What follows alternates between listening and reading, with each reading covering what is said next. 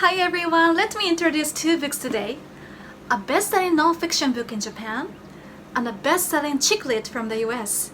The first one is Japanese bestseller 僕はイエローでホワイトでちょっとブルー which means I am yellow, white and little blue. This non-fiction won Bookstore Prize in 2019, a prestigious award in Japan. It's a very good book. I learned a lot from it. Many students of mine say they like this book too. And last year, during high school classes, I read some of the pages aloud to my students. The author is a Japanese woman, Brady Mikako-san. She lives in Brighton in the UK with her Irish husband and her son. The story starts when her son enters a middle school. His middle school life is totally different from elementary school.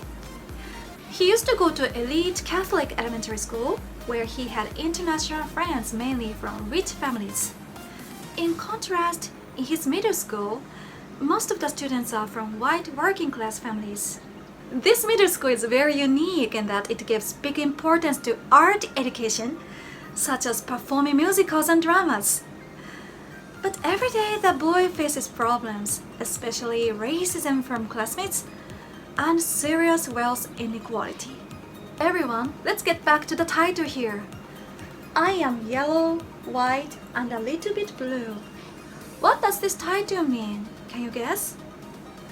The answer is the boy has a Japanese mother, an Irish father, and sometimes that makes him feel blue. In Britain, some of his school friends call him chink, and when he goes back to Japan, some mean Japanese people call him gaijin, which means foreigners. Frequently, this word doesn't have a good meaning. I think many people who read this book say the key word of the book is empathy. Here, in page 73, the son and the parents talking about his citizenship class. Citizenship is a subject which is similar to politics and sociology that starts in middle school in the UK. The son says in his exam, there was a question, what is empathy? When he heard that, his father looked surprised. Hey, it's a difficult question, isn't it? I cannot answer immediately. What was your answer? And the son says, I answered, be in someone's shoes. The boy's answer reminds me of this book, In Her Shoes. Its movie is also famous. More than 10 years ago, I learned the English phrase, be in someone's shoes, for the first time in this book. It's a story of two sisters, Rose and Maggie. The two sisters are very different. Rose is a successful lawyer. She is intelligent and respected. But she is jealous of her young sister Maggie because Maggie is so pretty, good-looking, and popular among guys. On the other hand, Maggie is jealous of her sister's intelligence, as Maggie doesn't have a steady job, partly due to dyslexia. Both girls have a sense of inferiority and feeling jealous of each other. But when they try to think in each other's shoes, they start to see a different view. In the last scene, the sisters realize they love each other. Now let's go back again to Brady Mikako-san's book. In chapter 7, she reveals the fact that public schools in the UK have suffered serious decline in funding since 2010 when the Conservative government took office. Particularly, some students from working-class families are really having a tough time. Some students can't afford to buy brand new school uniforms. That's why one day the author Mikako-san decides to join a volunteer group of parents and female teachers that recycle school uniforms. One day, her son says, Mom, may I take one uniform? I want to give it to my friend Tim. His classmate Tim is from a working-class family.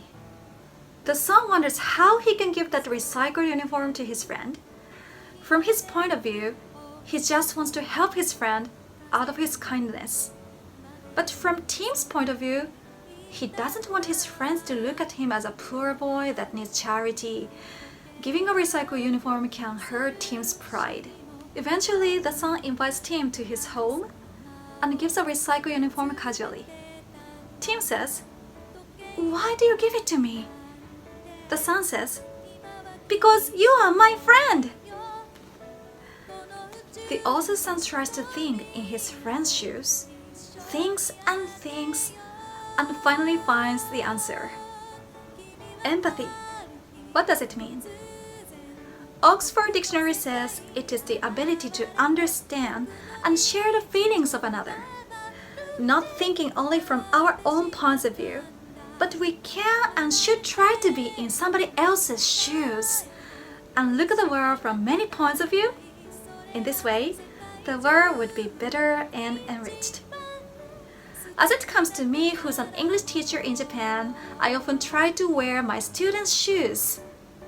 Close my eyes and think, what kind of lessons would make them happy and want to learn more? I wear shoes of elementary school kids, middle school students, and high school students.